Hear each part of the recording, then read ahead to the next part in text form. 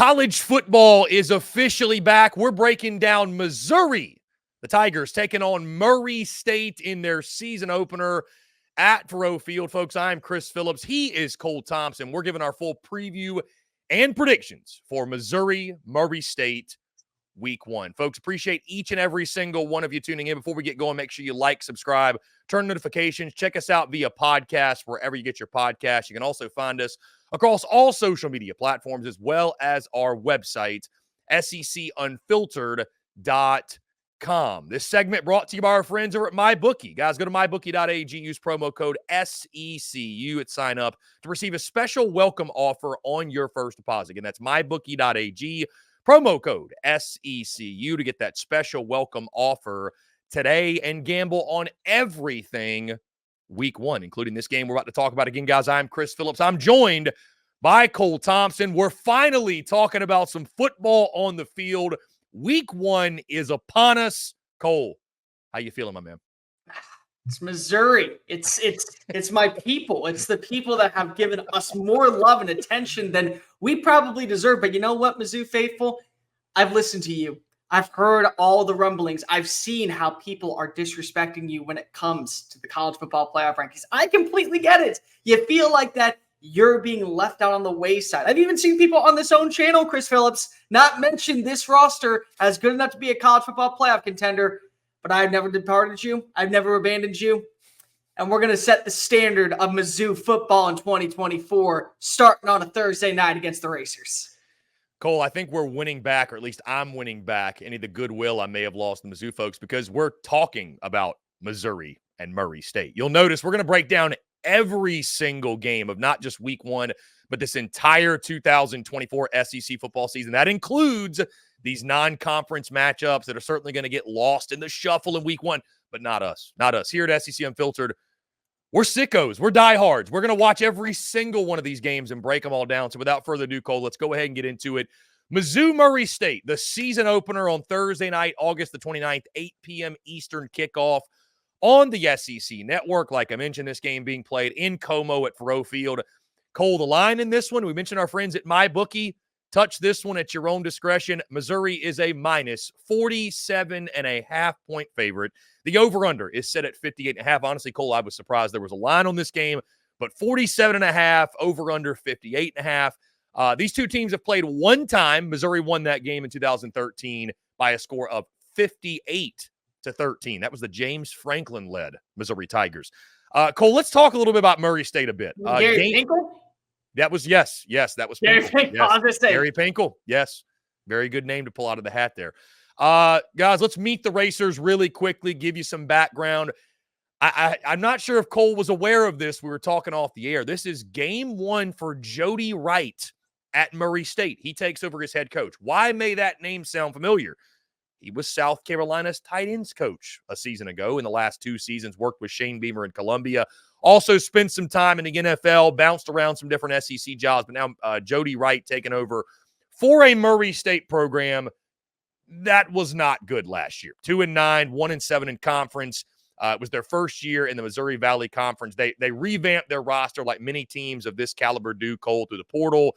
They got to replace their starting quarterback, 7 of their top 10 wide receivers, their top 2 tacklers on defense.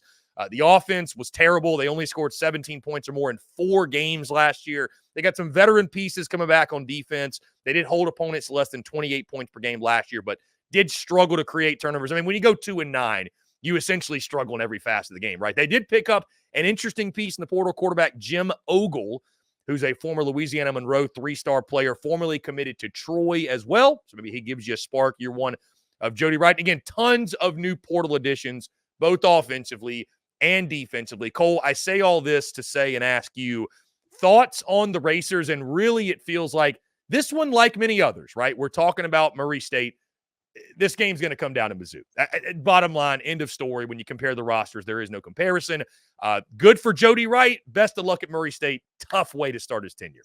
Yeah, unfortunately, whenever you are replacing a coach, it's never a good sign. Usually it's because something went pretty off the rails fast enough to where they said, no, we got to pull the plug, and we are not hanging out for hope and seeing if they'll pull through. No. So Racers are off to the races underneath a new era with Jolly Joe, Jolly Jody, as you like to call him. But this, again, it comes down to Missouri. It all comes down to how do these new pieces all mesh together, but also how do they mesh with the old pieces that are returning? Because Brady Cook is back.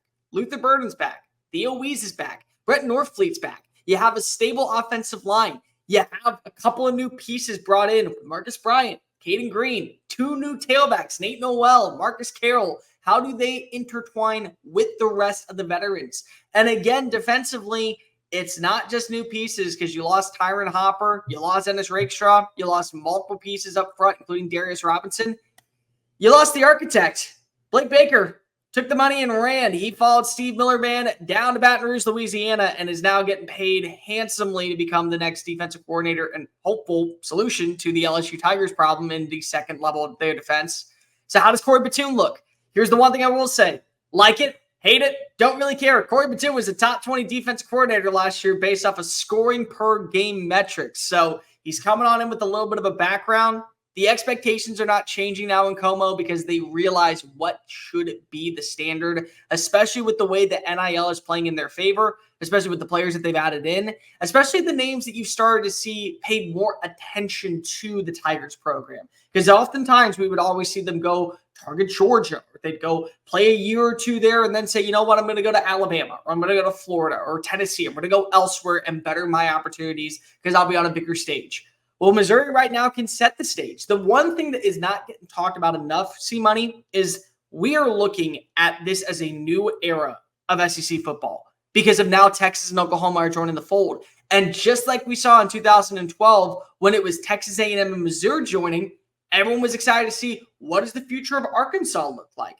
And so far, they've been paddling upstream with styrofoam pads nonstop, trying to get back to that 10-win culture. Bobby Petrino was more so than just a guy that got in a motorcycle accident. It was a lot worse in that sense. So can Mizzou set a new standard of SEC football for them? And it starts against the Racers.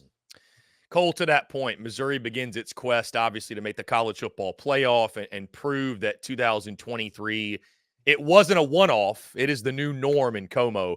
When you look at this game, you mentioned there's a bunch of different facets. Again, I think we all agree, those tuned in, you and I both, this game is about Missouri. There's no doubt whether Mizzou is going to win this football game or not, but certainly a lot of things we've been talking about over the course of this offseason, this preseason, we're really excited to see. I think starting Cole for me defensively, you mentioned Corey Batoon, a lot of new pieces, moving pieces on the defensive side. Again, are we really going to learn anything from this Murray State game? No. We're not going to be able to draw conclusions. If the defense goes out there and has a great day, we're going to say, yep, that's it. Corey Batoon's right up there with Blake Baker. He maybe surpassed him. He's better.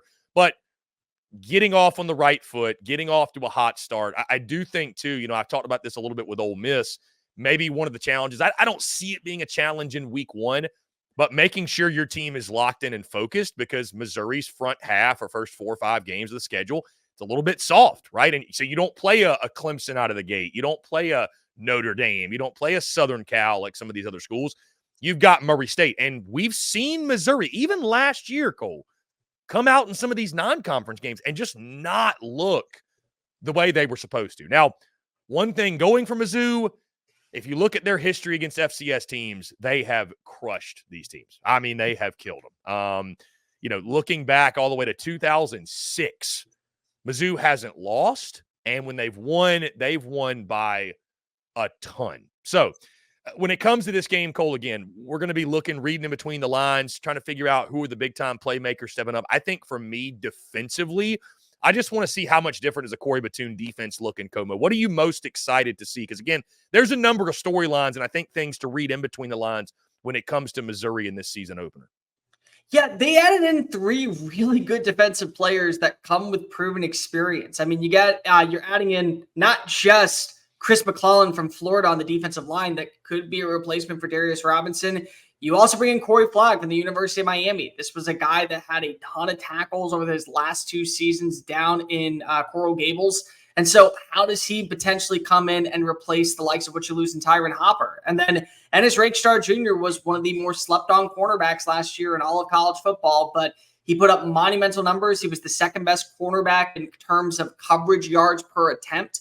They bring in Toriano Pride Jr. from Clemson. Again, the one thing that we have to say, whether or not you like Dabo Swinney, He gets defense because every single year, Death taxes top 25 metrics in every standard, and Toriano Pride Jr. coming on in can be that guy. So I want to see how these young players, these veterans defensively really set the standard, because if they feel really good at the linebacker room, you talk to people in the building, you talk to people around the program, they feel good about the depth at that position. They feel good about the depth at the secondary spot, primarily at safety.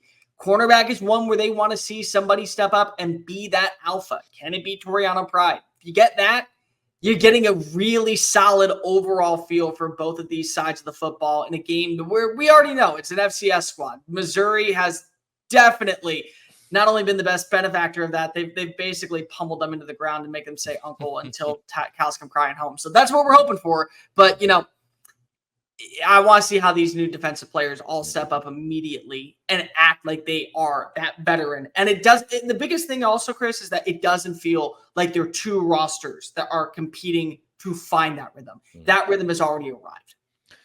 I think, Cole, the other thing for me, too, before we move into our predictions for this game, I want to see offensively the running back room. I want to see Marcus Carroll. I want to see Nate Noel. I asked Eli Drinkwitz about this at SEC Media Days. Is there going to be an RB1 that emerges? Is it going to be running back by committee? How do you replace that production of Cody Schrader? And he gave his answer, which shout out to Drink. He's one of a kind. But I am curious to see, do we leave this game feeling more confident there's that clear-cut RB1, or is it going to be more of the running back by committee? And again, it's great to have a deep running back room, but I think there's benefits to both, Cole. You want to know third and short, fourth and short, okay, who's our bell cow guy? Like, who's the go-to guy when we need a yard? Also, you love to have high-quality depth. I think Mizzou could have both, and I'm excited to get a look because, again, there's been a lot of hype around Carroll and Noel.